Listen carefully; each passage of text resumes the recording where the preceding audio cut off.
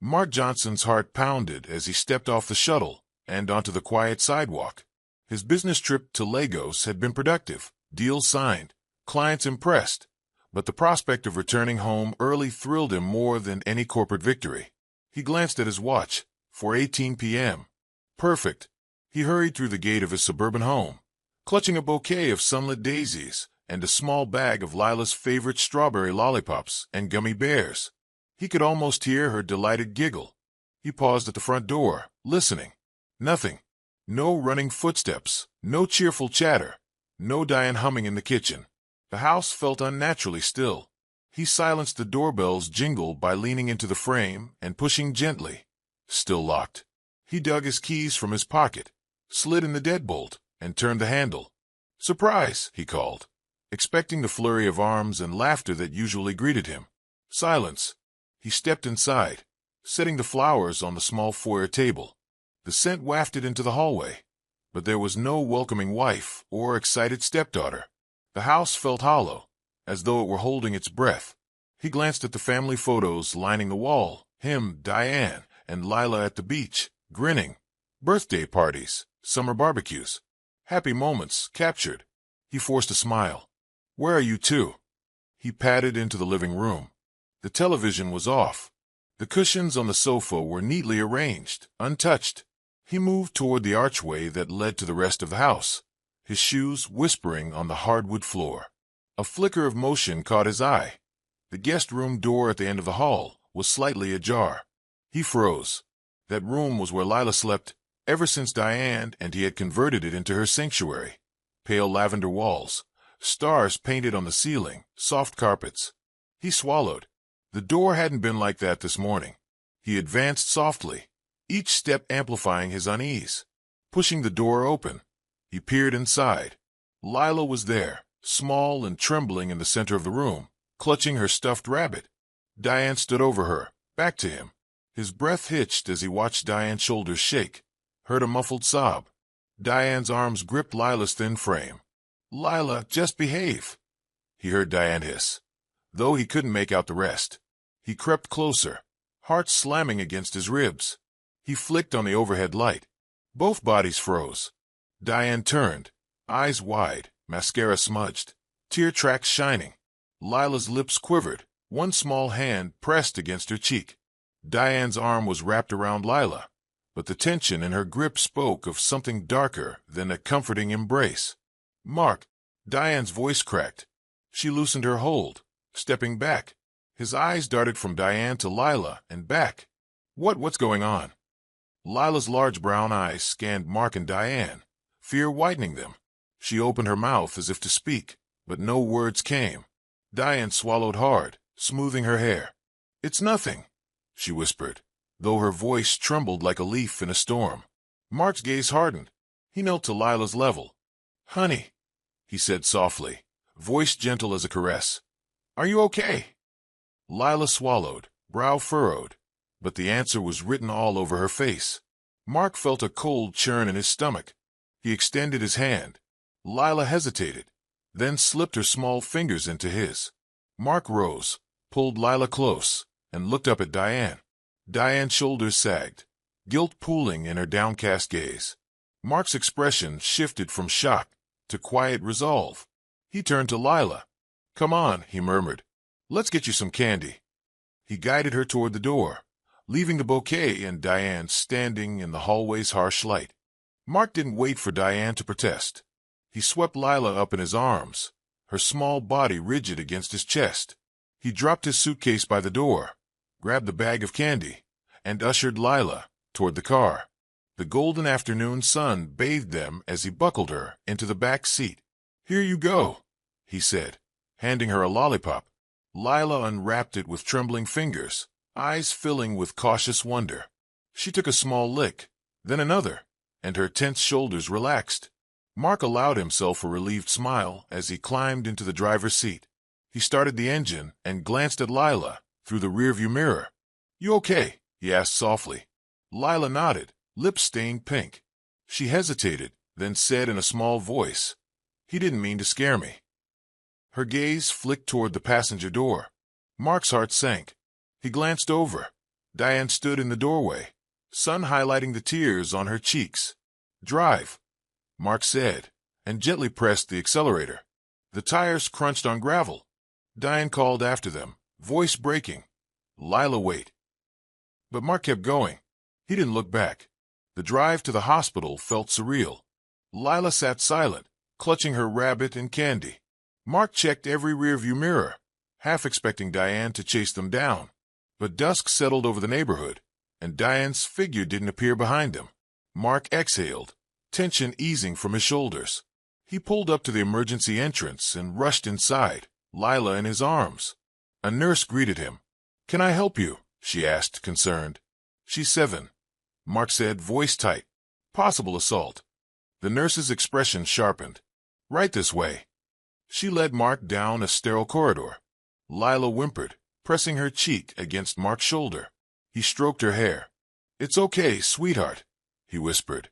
"You're safe now." In the examination room, the nurse helped Lila onto the table. Mark stood by, watching as another nurse inspected Lila's bruises. Some were fresh, others faded into yellowish outlines. The younger nurse's frown deepened. "How long has she been having these?" the nurse asked, voice soft but firm. Mark's throat tightened. I don't know," he admitted. He closed his eyes. Diane had never let him see this side of his wife. "I just got home early." The nurse nodded, documenting everything. "We're required to report," she said quietly. Mark simply nodded, relief and dread mingling in his chest. He settled into a plastic chair, holding Lila's hand as she finished her candy. When the nurse left to call Child Protective Services, Lila turned to him. "Daddy," she whispered, voice trembling.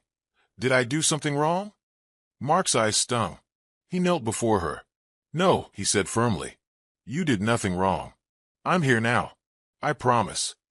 Lila's shoulders sagged as she leaned into him. Mark wrapped his arms around her. He felt the weight of months of hidden pain pressing on them both. He vowed, then and there, he would never let her down again. The drive home was silent. Lila slept curled against the seatbelt, exhausted. Mark cradled her sleeping form as he carried her into the house later that evening. The front door swung open on silent hinges.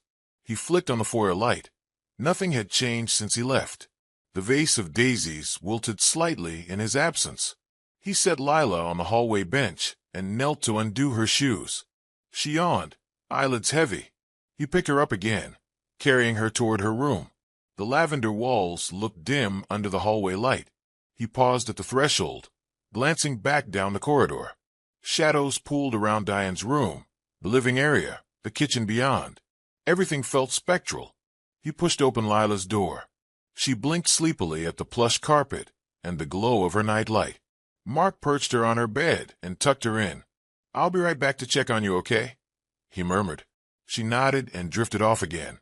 He left her door ajar and went to the kitchen. The counters were spotless. No dishes in the sink. Diane must have cleaned while he was gone, but something about the meticulous order unsettled him. He opened the fridge. Rows of labeled Tupperware, leftovers, prepped meals, her obsessive organization. He closed it and leaned against the door, arms folded. He called out softly, "Diane." His voice echoed. No answer. He walked to the living room. The sofa cushions were even more symmetrical than normal. He pressed a cushion. It didn't budge. He frowned. He glanced at the mantel, family photos, candles. No signs of the day's earlier turmoil. He moved toward the guest room, where everything had started. The door stood closed. He approached, hand trembling as he reached for the knob. Memories from moments ago flashed behind his eyes. Diane's crying face, Lila's terror. He twisted the handle. The door swung open silently, revealing the spare bed with untucked sheets. He looked around. No toys, no clothes, no stuffed animals. Just the bunny Lila clutched in her arms. Mark felt rage flare inside him. Diane had been hiding everything. He stepped inside, pacing. He knelt to pick up Lila's rabbit. Its soft fur caught in his fingers. He inhaled deeply, tasting the stale air. A faint creak behind him. He spun around. Diane stood in the doorway, arms crossed, shadows under her eyes. "Mark," she said, voice hollow.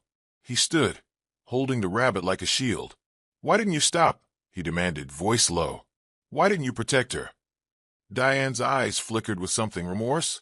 Shame. She turned her head away. I thought I was helping, she whispered. She was acting out, so stubborn. I just wanted her to learn to behave. By hurting her? Mark's voice rose. Bruises all over her body? He held up the rabbit as if it were evidence. Diane's face crumpled. I'm sorry, she said, tears spilling over. I was scared. She pushed me. Mark stared at her, heart pounding. He wanted to believe her, to trust her. But the evidence was clear. Months of abuse, hidden from him. He backed out of the room.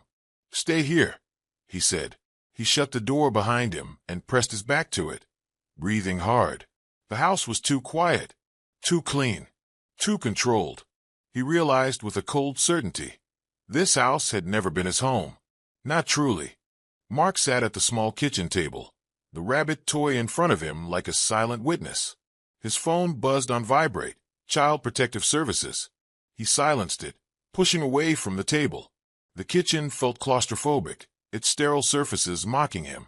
He needed air. He retreated down the hallway, passing the living room, then the archway to the back room, the former nursery turned playroom. The door stood slightly open. He paused, recalling the laughter that used to echo there. Lila's tiny voice calling for him, laughter bouncing off pastel walls. Now the silence was thick. He pushed the door the rest of the way open. The room was orderly. Wooden blocks on the rug, books neatly lined on low shelves, a small table and chairs untouched. Light filtered in through lace curtains, dust motes dancing in the beam. He crossed the threshold, heart pounding. He knelt to inspect the rug. No footprints, no crumbs, no signs of a struggle. It was as though nothing had happened here. He rose, pacing. He needed proof. He needed to understand how long this had been going on, and how much Diane had hidden. He spotted the old nanny cam perched on the bookshelf, a relic from Lila's first months in the house. Diane had insisted on it then, worried about leaving her with a babysitter. The camera had fallen into disuse, and the memory card slot was empty. Mark frowned. Diane must have removed it after that first week. He left the room, retraced his steps to the study. The door clicked softly behind him. The study was Diane's domain. Artwork on the walls, her laptop on the desk, piles of notebooks. He approached the desk and flicked open the laptop. It was locked with a password. He stared at the screen, fingers hovering over the keyboard. He remembered Diane's habit of using simple pins, her birthday, anniversaries. He typed in 0724. Her birthday. The laptop blinked, denied. He tried 0523. Their wedding date. Denied. He exhaled, frustration flaring. He needed another way. He slid the laptop aside and opened the top drawer of the desk. Inside lay Diane's jewelry box, rings, necklaces, nothing useful. He rifled through the notebook pile. One journal caught his eye. Diane's thoughts. He opened it, skimming lines, recipes, to-do lists, angsty reflections about blending families. No passwords. His phone buzzed again, the nurse, asking if he'd consent to CPS calling him. Mark tapped yes absent-mindedly. He dropped his head into his hands. He couldn't wait for legal channels alone. He needed proof. He needed to see exactly what Diane had done to Lila. He strode out of the study, passing Lila's door. He listened. No sobs. He imagined her sleeping peacefully for the first time in years. He pressed his palm against the doorknob, steeling himself. He would get answers, one way or another. Mark returned to the kitchen and sank into a chair, the rabbit toy in his lap. He stared at the walls, at the cabinets, at the refrigerator magnets spelling out family. He clenched the toy until his knuckles whitened. The image of Lila's bruised face haunted him. He heard footsteps behind him, Diane, slippers whispering across tile. She stood in the doorway, eyes red. I tried to lock everything away, she said softly, voice strained. I didn't want you to see how bad it got. Mark's chest tightened. Why, he whispered. Why would you hide this from me? Diane's lip trembled. Because I was ashamed. I thought if I could just fix her, make her obey, then everything would be fine. She was acting out, breaking things. I was overwhelmed. You hurt her, Mark said, voice flat. You left marks all over her body." "I know," Diane sobbed. "I'm sorry. I never meant to go that far." Mark stood and set the rabbit toy on the table. He leveled his gaze at her. "How long?" Diane shook her head. "A few months. It started small." She brushed hair from her face. She refused to eat. She yelled. She cried. I lost control. Then I felt like I was trapped. Mark exhaled, fury and pity warring in his heart. "Trapped," he repeated. "Lila was trapped." Diane's shoulders drooped. "I know." Mark strode to the fridge, yanked a handle, and grabbed 2 water bottles. He tossed one to Diane, then twisted the cap off his own. He drank, letting the cold liquid burn as it slid down. He stared at Diane through the condensation. "I'm calling CPS in the morning," he said. "I'll file for custody, file for divorce." Diane's face went pale. "No," she gasped. "Please." "Please what?" Mark asked. "Make it better? You lost that right when you thought hurting a child was the answer." Diane sank to her knees, tears pooling.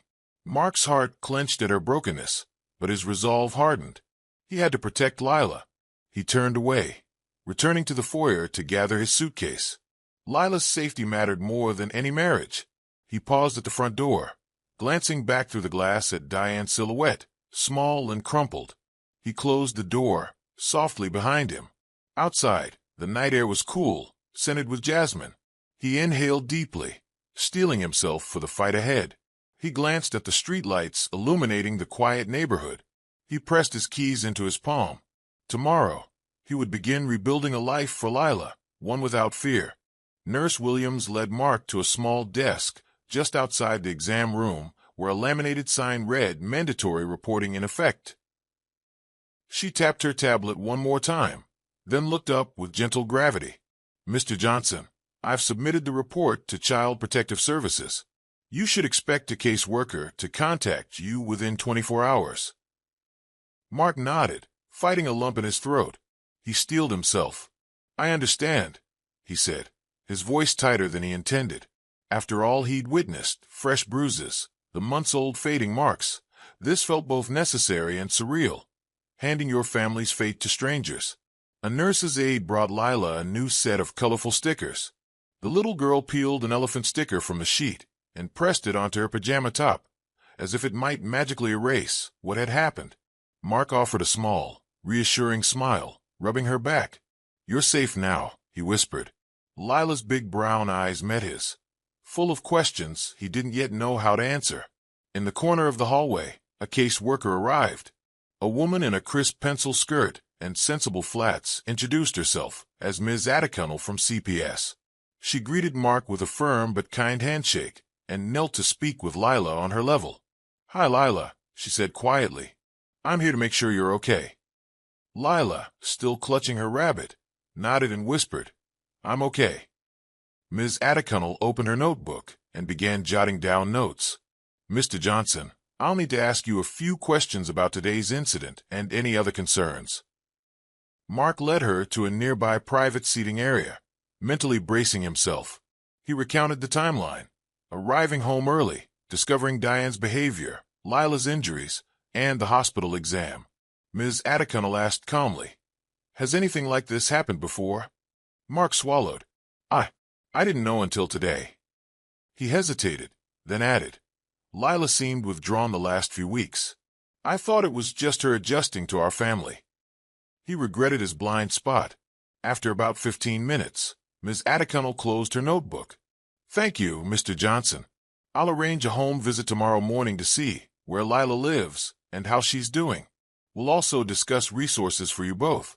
If Diane lives in the home, we'll need to interview her as well." Mark exhaled. Relief and fear tangled in his chest. "Thank you," he murmured. Ms. Africantales offered one last gentle look at Lila, then stood and gathered her things. As they walked back toward the lobby, Mark whispered to Lila, "They're here to help us." Lila nodded, blinking back tears. Together, they exited into the cool evening air. Mark opened the car door for her and buckled her in, then paused, running a hand through his hair. He realized that the old life, quiet dinners, Weekends at the park was gone. In its place stood a new reality of interviews, investigations, and legal questions. Yet as he started the engine and felt Lila's small hand squeeze his, he knew one thing for certain. He would follow this path wherever it led, because her safety mattered more than anything else. The next morning, Mark woke before dawn. Sunlight had barely touched the sky when he carried a sleepy Lila to the living room. She nestled against his chest, clutching her rabbit. "Want some breakfast?" he whispered. She nodded, eyes heavy. He made warm milk, cut fruit, and watched her nibble in silence. Finally, Lila set down her fork and drew in a breath. "Daddy," she said softly, "I want to tell you why I was scared." Mark felt his heart clench. He crouched beside her at the table. "Whenever you're ready, honey." Lila's small voice trembled as she began. "It started after you and Mommy got back from that trip. She yelled at me for spilling juice. Then she grabbed my arm really hard." She paused, tears welling. "I didn't even cry then. But the next day, she hit me again because I took too long making my bed." She swallowed. "Sometimes she said I was lazy. Sometimes she said I was bad." Mark's chest tightened as memories rushed back. Soft sobs from the guest room. Diane's tone of controlled anger. He brushed a tear from Lila's cheek. "I'm so sorry, sweetheart. I had no idea it was that bad." He wrapped her in a hug, breathing in the scent of her hair. Lila pulled back and brushed her eyes. "I was too scared to tell you. I thought you'd be mad at me." Her voice cracked. "I thought you'd pick her over me." Mark's heart ached. "Oh, Lila," he whispered, "I would never choose anyone over you." She looked up, searching his face. "Promise." His hand closed over hers. "I promise." She nodded and leaned in for another hug. Mark held her tightly. When he finally set her down, he felt a renewed fire. He would protect her at all costs. After breakfast, he opened his laptop and began to research local advocates for abused children, legal options for emergency custody, and therapists specializing in trauma. Lila played quietly with her rabbit at his feet. Every click, every article, reminded him that this fight was only beginning. Yet he no longer felt alone. He had Lila's trust, and that was the strongest weapon he could wield. By mid-morning, Lila had grown tired again. Mark carried her into his home office chair and gently rocked her until she drifted off. He gazed at her peaceful face and whispered, "You tell me anything anytime. I'm here." For the first time in weeks, he believed them both capable of real healing. Later that afternoon, Mark retrieved an old nanny camera from storage. It had sat unused ever since Diane insisted on it, during Lila's very first weeks in the house. He dusted off the lens, plugged it into his laptop, and held his breath as files loaded. A folder labeled Lila Room _2025 appeared. His finger hovered over the first file. He clicked, and within seconds, the screen displayed a grainy, but unmistakable, image of his living room at midnight. Shadows moved. Lila's small form stood at the center, clutching her rabbit. Then Diane entered frame and began speaking to Lila in low tones. He watched Diane coax the child forward, then wrap an arm around her shoulder so tightly that Lila winced. Mark paused the video and stepped back, heart pounding. He pressed play again. Diane's voice, warm at first, grew sharp. He squinted as Diane pushed Lila against the wall, shaking her gently. The camera's timestamp glowed 2:14 a.m. Lila's face jerked in fear. Mark closed his eyes, fists clenching by his sides. He knew this was real proof, evidence that Diane's behavior extended far beyond that single afternoon. He scrolled to find more files, watching as Diane's frustration built. Lila crying softly, shriveling under her stepmother's harsh words. One video showed Diane dragging Lila from a corner and yelling so loudly that other rooms must have heard. Another showed Diane slapping Lila's knee, an action too fast for the eye, but clear in the slow-motion replay. Lila flinched, but did not retaliate. Mark paused the folder, his world tilting. He pressed the export button and copied all footage to a secure USB drive. Every file carried a timestamp and his own watermark. When he finished, he sat back, trembling. He thought of Diane's explanation. "She's manipulative," Diane had said. But now, date by date, he saw the manipulation had been in reverse.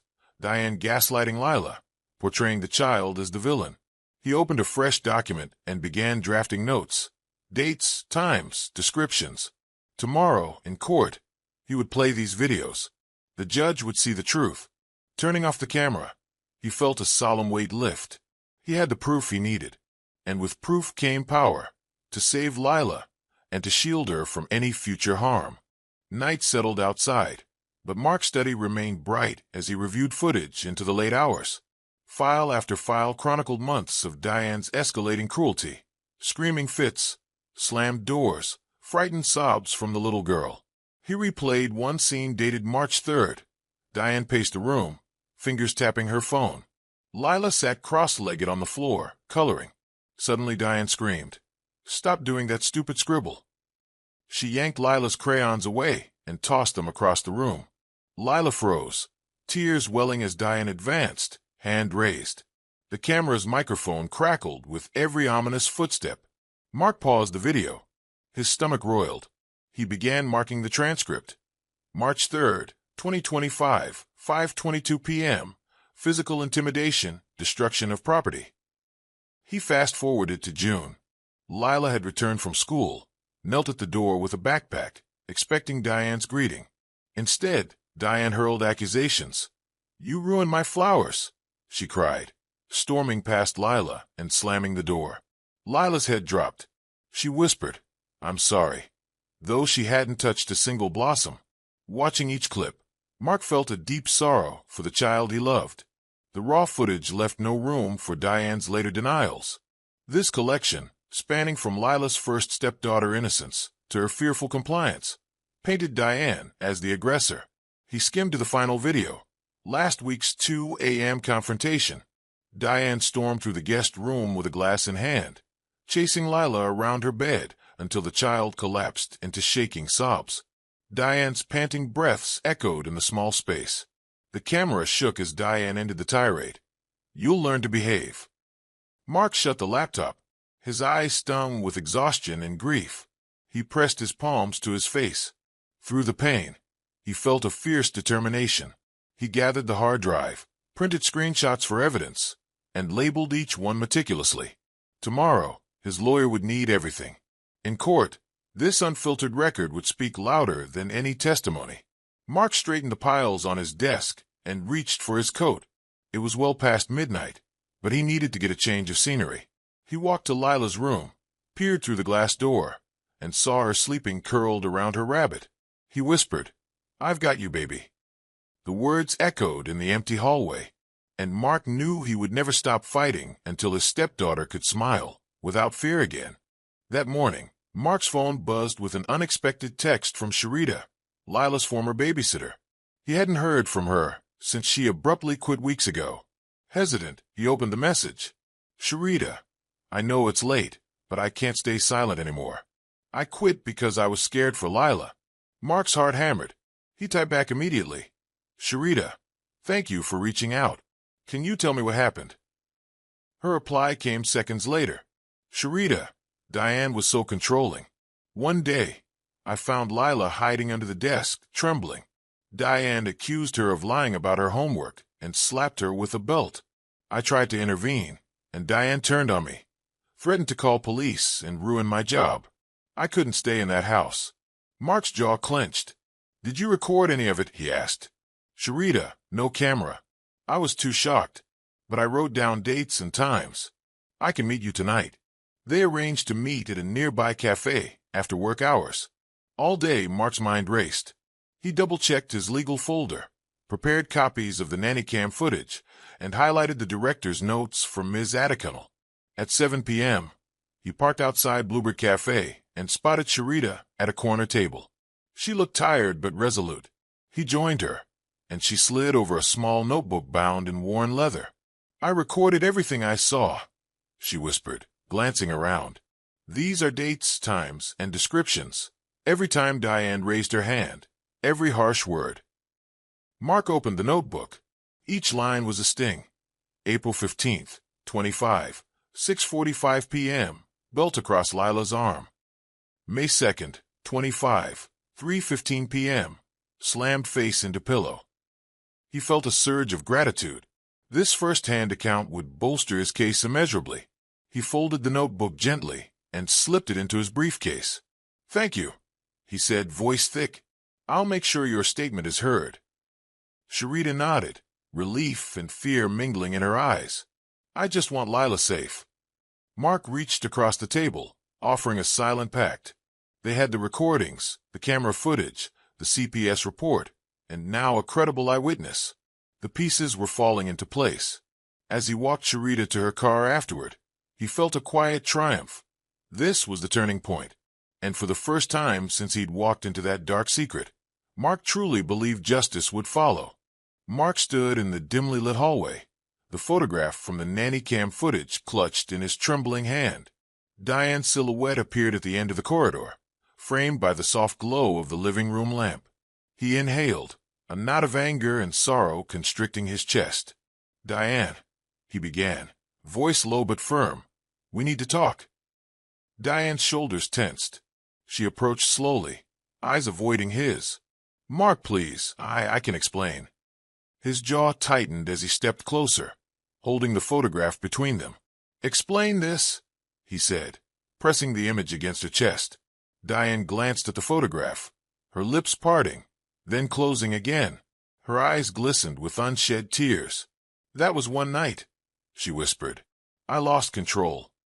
Mark shook his head, voice hardening. "It wasn't one night. It was months. I've watched every video, read every page in Sharita's notebook. You lied to me." Diane looked down, hands twisting in front of her. "I was overwhelmed. I felt trapped. I thought if I could just—" Her voice broke. Mark interrupted, anger flaring. "If you could just what? Teach her discipline? You shattered her trust and tore our family apart." She swallowed, gathering courage. "I know I was wrong. I'm so sorry. I love you both. I never wanted to hurt her the way you saw." Mark took a breath, struggling to maintain control. "Love doesn't excuse violence, Diane. You crossed every line." Diane's head fell. She sank against the wall. "I'm broken, Mark. I need help." He watched her, torn between empathy and betrayal. Diane's confession smelled like desperation rather than genuine remorse. He clenched his fists. "You need more than help," he said. "You need to face the consequences." Diane's eyes snapped up to his. "Please, don't ruin me. Don't take Lila away." Mark inhaled sharply, pressing the photograph into her hands. "I already have. CPS is involved. I've filed for emergency custody. The footage is in the hands of our lawyer." Her lip quivered. "Please, Mark. I can change. I can go to therapy. Anything." His gaze softened momentarily, then hardened. "You should change, Diane. Not for me. For yourself. But Lila's safety comes first. I won't let her go back." Diane's shoulders slumped. "I understand." A hollow acceptance hung between them. Mark turned away, voice quieter. "I'll leave you here. There's someone at the front door, our lawyer. She'll guide us through this." He glanced back. Diane's face was streaked with tears, regret etched in every line. As he walked away, Diane's voice called after him. "Mark, I'm sorry." He paused, not turning. "You should be," he replied. In the foyer, Laura, their family lawyer, stood awaiting them. Mark met her gaze, stepping forward. Diane remained rooted in the hallway, alone with her guilt. Mark exhaled, burdened but resolute. The confrontation left no illusions. Diane's denial had fractured every thread of trust. Now, legal processes would determine their family's fate, and Mark knew his priority: to shield Lila from any further harm, regardless of how devastating it would be for their marriage.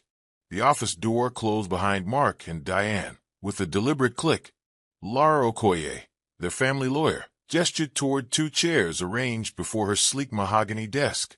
The afternoon sun streamed through tall windows, illuminating certificates and legal volumes lining the walls.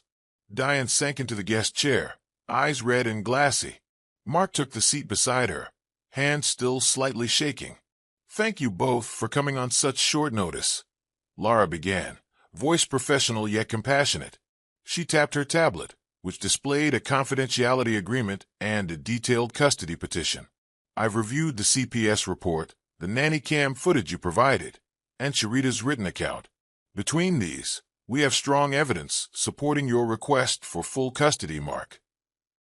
Diane's lip quivered, and she glanced at Mark. Is there any way to avoid court? She whispered, voice trembling. Lara sighed. We can attempt mediation, but given the severity of these allegations, physical and emotional abuse against a minor, the court may require a full hearing regardless. Diane's shoulders sagged. Mark interjected, voice measured. My priority is Lila's safety.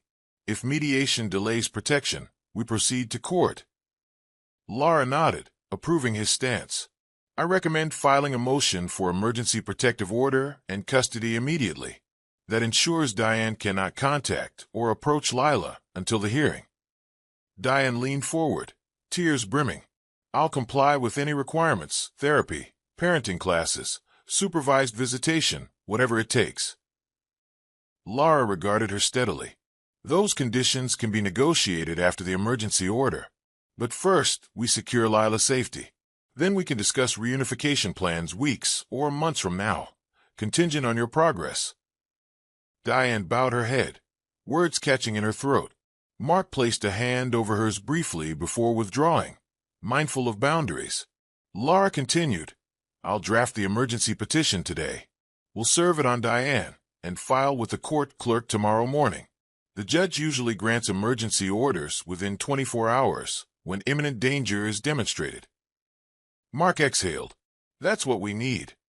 Lara tapped her tablet to generate paperwork. She printed 3 copies.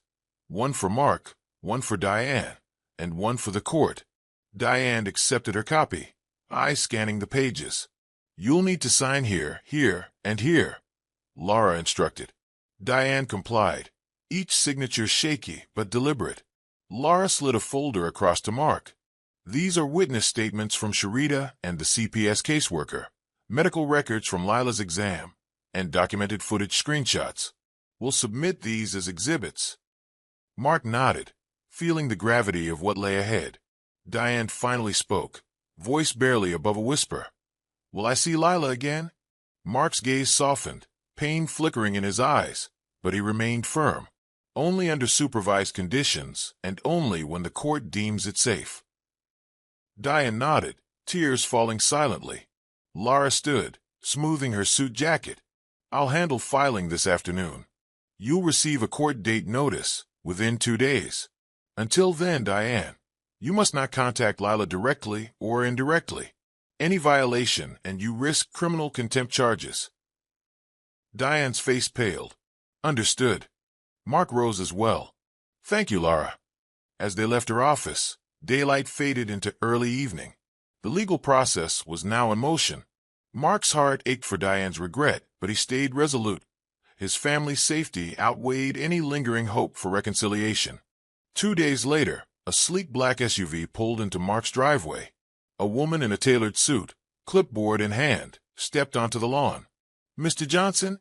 She asked, her voice courteous yet authoritative. I'm Ms. Africantal from CPS. We spoke at the hospital. I'm here for the home visit. Mark led her inside, conscious of every detail. The living room was orderly, no toys or clutter from Diane's era. He gestured toward the family photos on the walls, then guided her through each room, explaining how they used the spaces. Lila trailed behind, clutching her rabbit.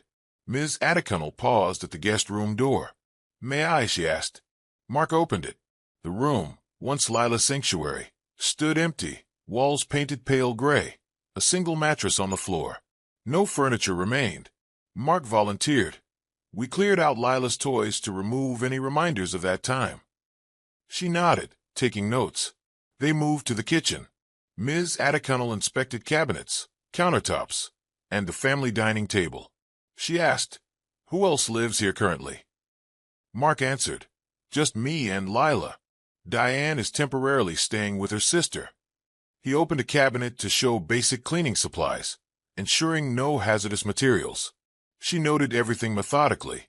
In Lila's new bedroom, a lavender retreat adorned with star decals, Ms. Africantal examined the bed, drawers, and closet.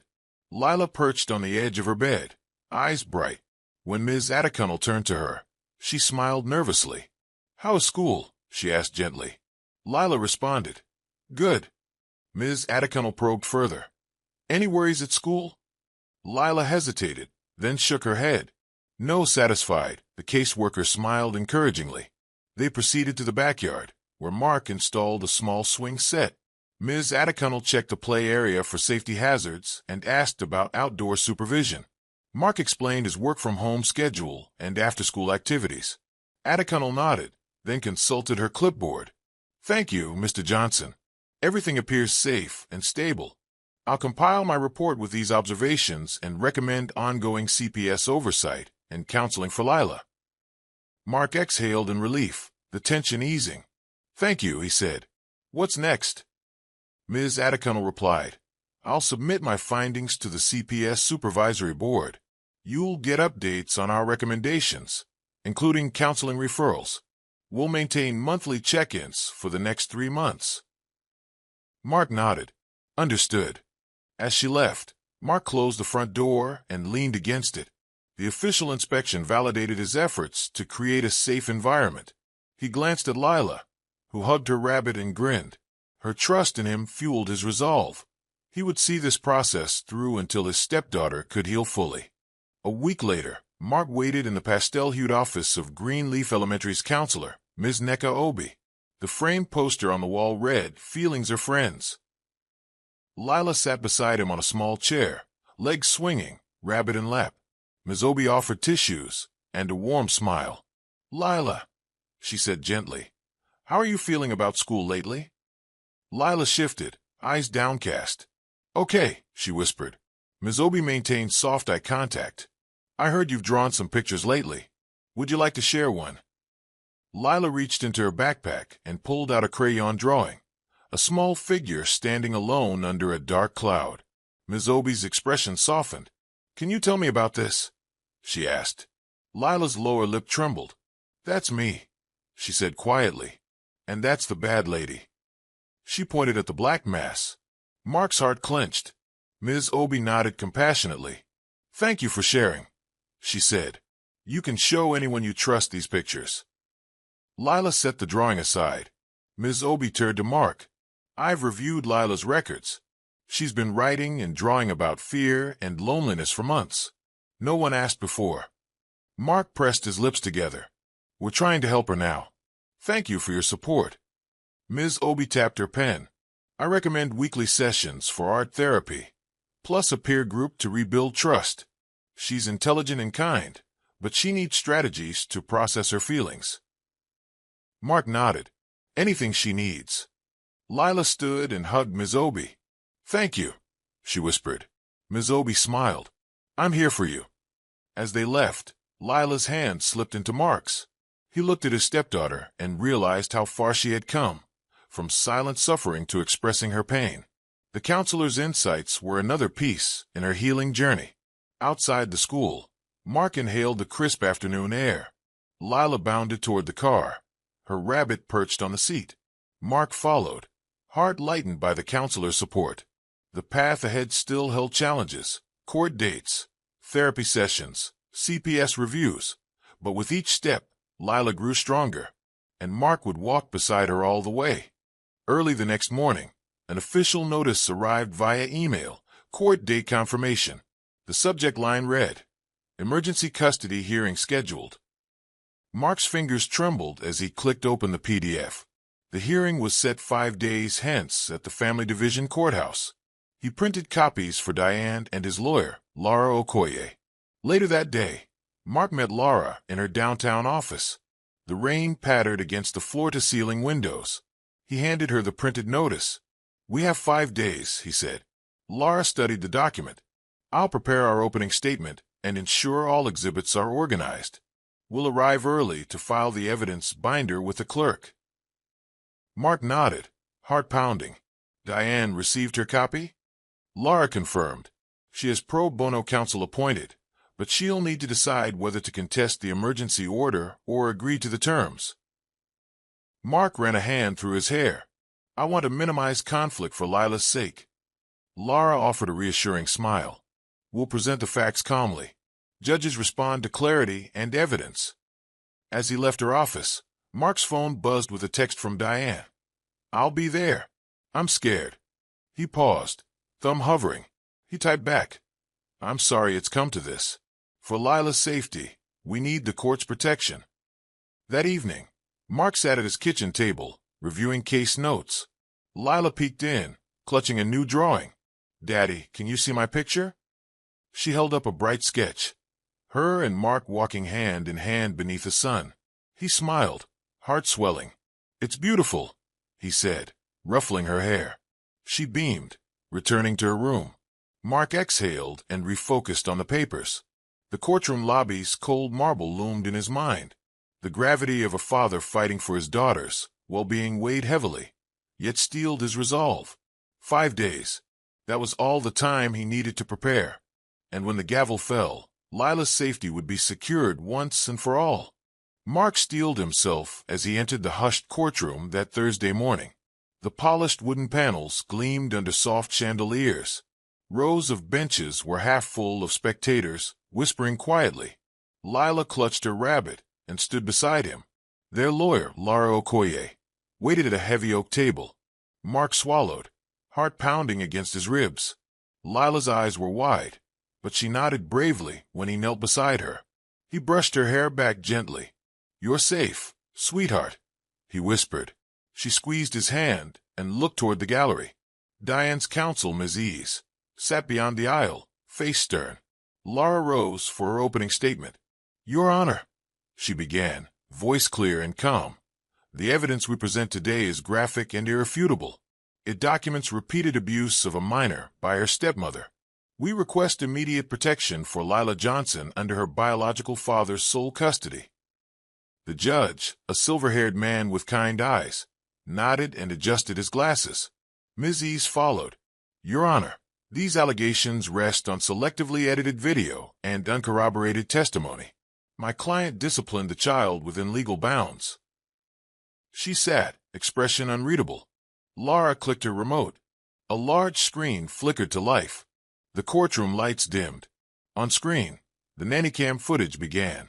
Grainy yet unmistakable, Diane's silhouette looming behind Lila in the guest room.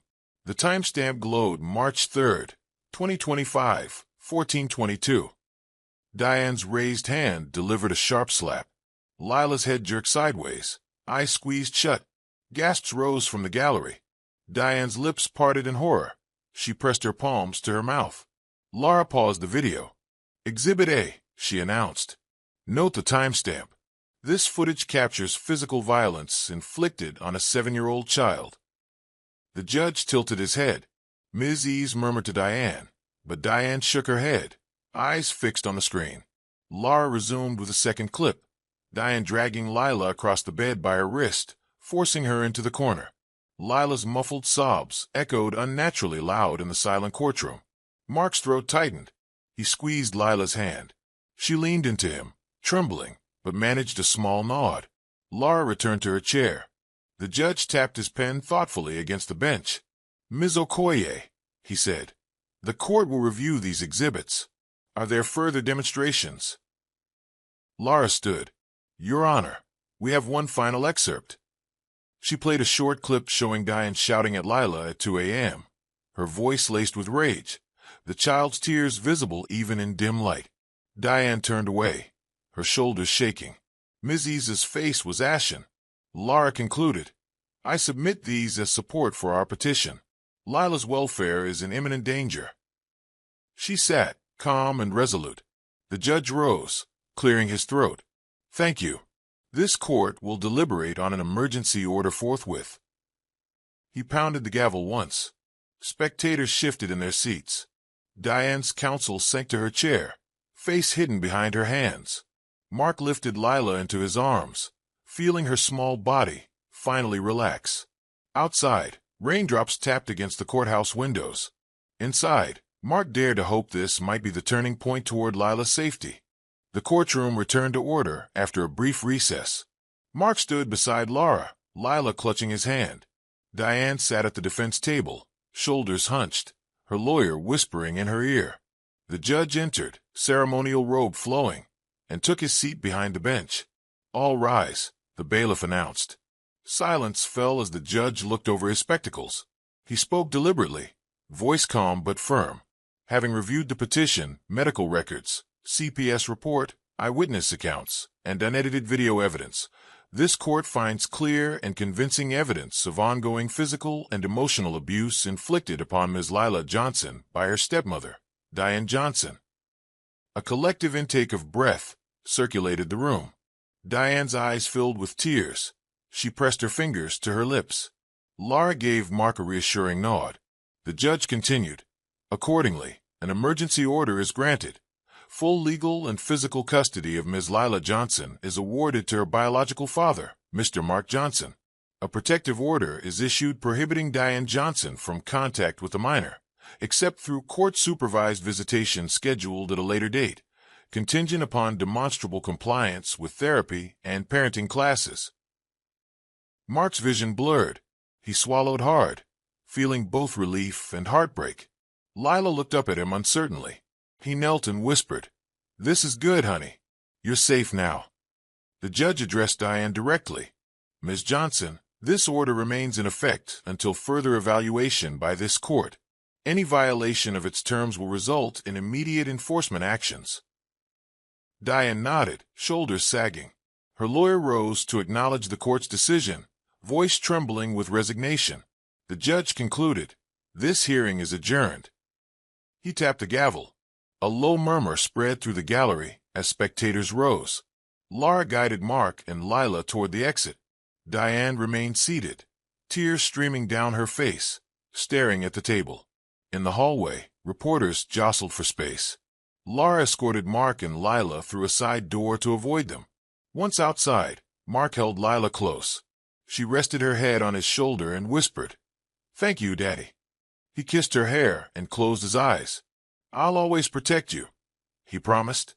They walked into the bright afternoon light. Each step felt weighted with possibility.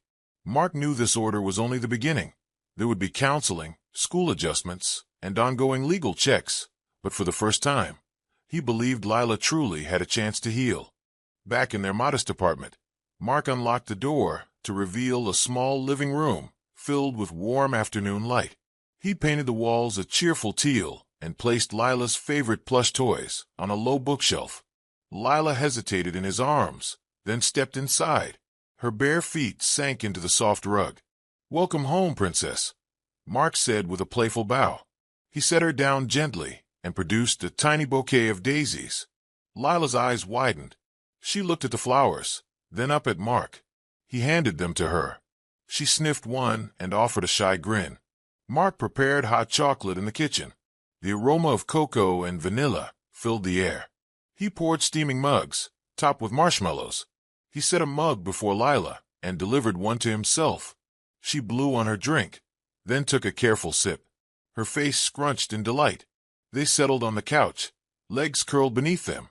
Lila held her mug and slid closer to Mark. "Can we watch something?" she asked softly. He pointed to a stack of children's DVDs. She selected a cartoon about a heroic princess.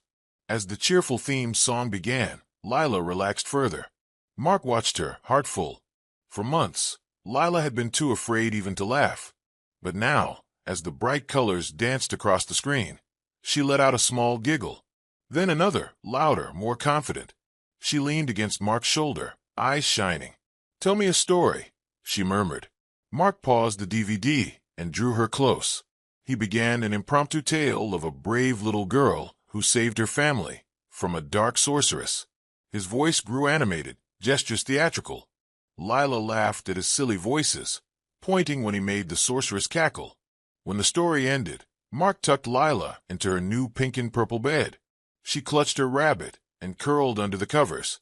He kissed her forehead. "Sleep well, my love," he whispered. She closed her eyes and murmured, "Thank you for my first smile." Mark turned off the light and watched her drift to sleep. He exhaled, feeling the weight of the past weeks lift slightly. Tomorrow, therapy sessions would begin, and school would reopen. Challenges lay ahead. But tonight, for the first time, Lila slept without fear. Mark closed the door softly, carrying the warmth of her smile in his heart. That evening, Mark retrieved his leather journal from the top shelf.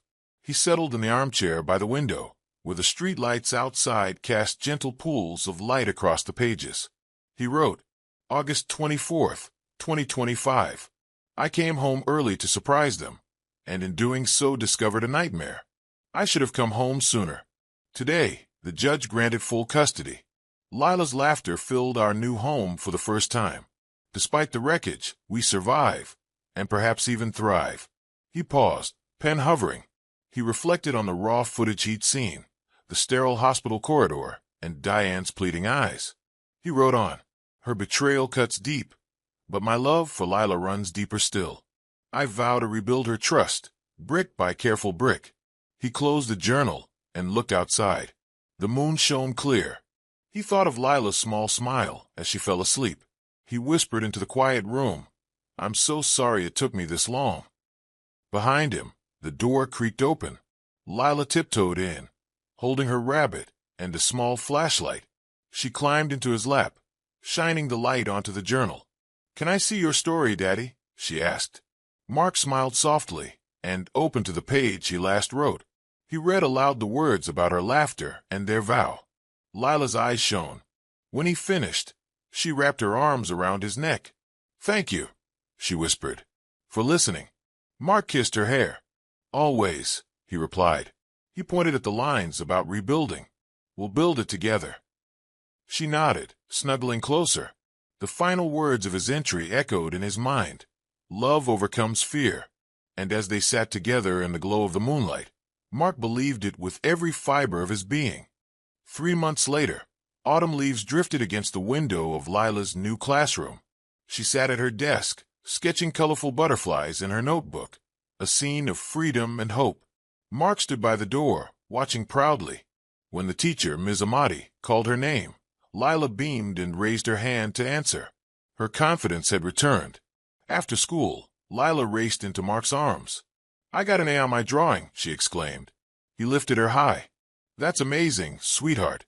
I'm so proud. She hugged him tight, then scampered home to feed her rabbit in the little hutch by the balcony. Later that evening, they cooked dinner together. Lila stirred spaghetti sauce, while Mark chopped vegetables. She hummed a cheerful tune. He watched her, heart swelling.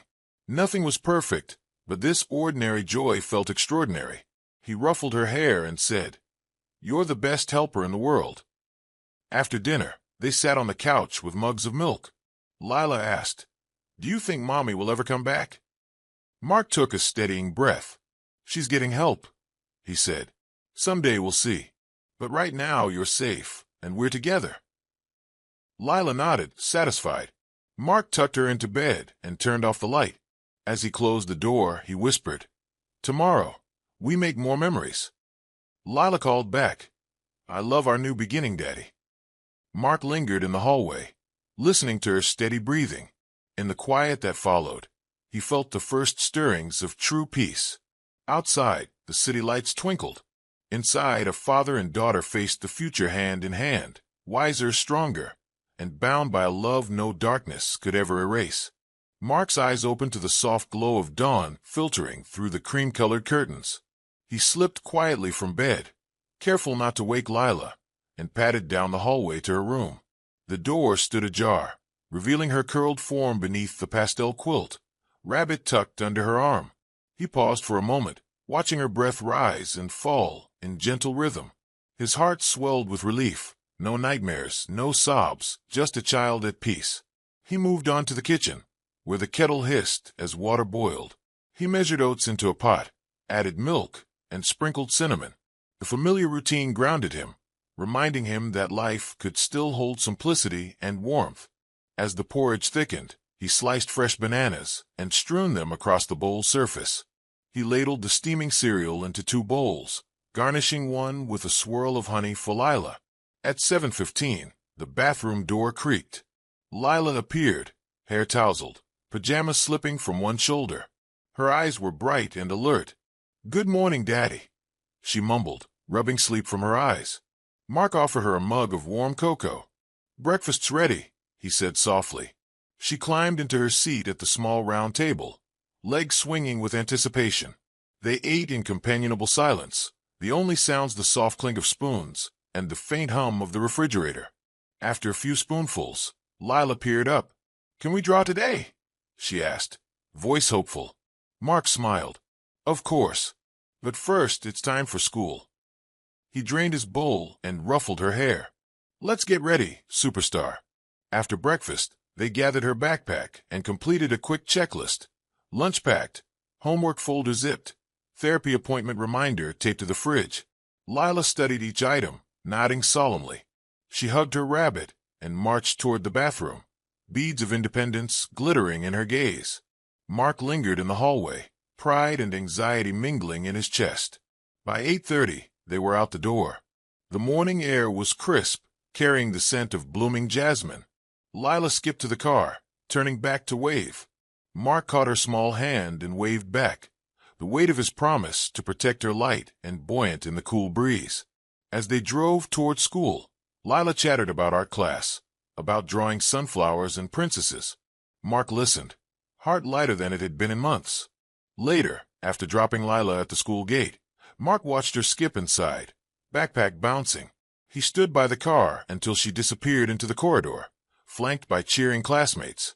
He exhaled, hands unclenching. The morning's routine, simple, predictable, felt like a fragile triumph.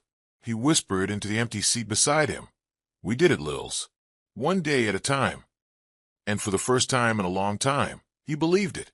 That afternoon, Mark guided Lila to a small room at the community center, chairs arranged in a semicircle. A neutral volunteer, Ms. Adetola, greeted them warmly. Behind her sat Diane, hands folded in her lap, eyes downcast. The sign on the door read Supervised Visitation Area, a sterile yet hopeful space designed for cautious reunions. Lila's grip on her rabbit tightened. Diane offered a tentative smile, voice trembling as she said, "Hello, sweetheart." Lila stared at her stepmother's shoes. Minutes stretched in silence, the tension taut like a tightrope. Mark knelt beside Lila. "You're safe," he whispered, offering her small hand. Lila shifted, glance flickering toward Diane. Ms. Adetola cleared her throat. "Diane, thank you for coming. This session will last 30 minutes. Please speak softly and gently." Diane's shoulders rose and fell. She lifted her eyes. "Lila, I miss you. I'm so sorry for everything." Her voice cracked. Lila's gaze softened, just slightly. Diane extended her hand. Lila hesitated, then withdrew behind Mark's leg. Diane swallowed, reaching into her bag. She produced a small sketchbook, Lila's favorite gift at birthday time. "I drew these for you," Diane said, flipping pages to reveal watercolor flowers and a rainbow. Lila's lips twitched. Mark encouraged softly, "You can look if you want." Lila peered around his knee. She placed a tiny hand on the page, showing two figures, holding hands beneath a golden sun. Diane's tears shimmered. "I know I hurt you. I'm going to therapy. I'm learning how to control my anger." Lila finally met Diane's eyes. "Why didn't you stop?" she whispered. Diane's face crumpled. "I was scared," she admitted. "I felt like I was losing everything." Lila's brow furrowed. She slid off Mark's knee and sat on the chair opposite Diane, clutching her rabbit. Mark and Ms. Adetola exchanged relieved glances. Diane rose slowly and knelt before Lila, keeping distance respectful. "I love you, Lila. I want to earn your trust." Lila inhaled, tears glistening. She offered Diane her rabbit. Diane accepted carefully. "Thank you," she said, voice quavery. Lila withdrew the toy and hugged it instead, looking at Diane with measured curiosity. The 30 minutes passed swiftly. Ms. Adetola announced the end of the session. Diane stood, and Lila turned toward Mark. He opened his arms. Lila ran to him, ducking behind his side. Diane folded her hands, eyes shadowed with remorse. "Goodbye," Lila said softly, voice distant. Diane nodded, tears trailing down her cheeks. "Goodbye, love." The door closed behind Diane, leaving Lila trembling yet unharmed. In the car, Mark buckled Lila's seatbelt. "You did great," he told her. Lila nodded, eyes down. "Can we go home?" he asked. She whispered, "Yes." Mark started the engine and reached back. brushing her hair. "We'll take it slow," he promised. Lila leaned against him, and for the first time, the possibility of forgiveness tips the scale away from fear. That evening, after dinner, Mark found Lila at the kitchen table, crayons scattered across a sheet of paper. She colored carefully, humming to herself. He poured them each a glass of milk and joined her. "What you drawing?" he asked. Lila looked up, shy smile brightening her face. "A letter to Mommy," she explained. Mark watched as Lila wrote in big, careful letters. "Dear Mommy, I am safe. I miss you." She drew two stick figures holding hands, a sun above them, flowers along the border. Mark's chest tightened. "That's beautiful," he said quietly. "Want me to help you with the words?" Lila nodded. He prompted gently. "What else do you want to say?" She sighed, fiddling with her crayons. "I forgive you a little, but I still feel scared." Mark paused. Emotional honesty glowed in her eyes. He nodded. "That's okay," he reassured. She added another line. "I need time. Thank you for the flowers." She carefully signed her name. After finishing, she folded the paper and placed it in a pink envelope. "Can we give it to her next week?" she asked. Mark smiled, heart warmed by her agency. "Yes," he answered. "I'll bring it to supervision and she can read it." Lila beamed. "Okay." Later, as Mark prepared for bed, he placed the letter in his briefcase alongside his legal documents. He paused, hand on the envelope. This simple note, an expression of cautious compassion, felt more powerful than any courtroom evidence. He whispered into the quiet room, "You have a brave heart, my girl." The following Saturday, Mark surprised Lila with a small brown puppy, a rescue from a local shelter. Wrapped in a soft blanket, the puppy whimpered in his arms. Lila's eyes widened. "A puppy!" she exclaimed, reaching out. Mark placed the tiny creature into her lap. She stroked its ears gently. "I named her Hope," Mark said, "because you both deserve a fresh start." Lila cradled Hope, who licked her fingers vigorously. Laughter bubbled from Lila's lips, bright, unguarded. Mark felt tears spring to his eyes. He watched them, two beings learning trust together. They spent the afternoon in the park. Lila ran with Hope on a leash, teaching the puppy to fetch a small ball. Mark trailed behind, heart light. In the golden light of early evening, Lila collapsed onto the grass, puppy snuggled beside her.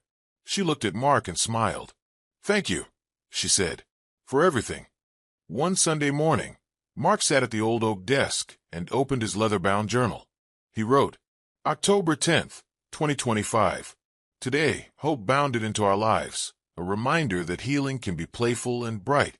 Lila's courage astounds me every day. We have walked through darkness and emerged into a dawn richer than any sunrise I've known. He paused, pen hovering.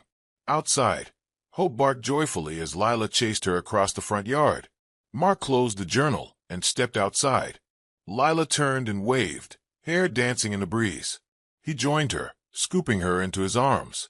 Together, they chased Hope around the old oak tree, laughter echoing. As they paused, breathless, Mark held Lila close. "We did it," he whispered. She smiled, eyes shining. "Forward together," she replied.